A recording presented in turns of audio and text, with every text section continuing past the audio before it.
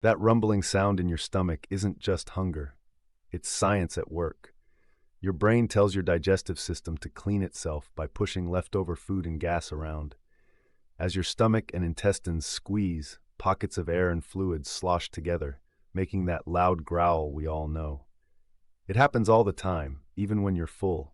You just don't hear it because food muffles the noise. So next time your stomach rumbles, it's not begging for food, it's just doing a little housekeeping.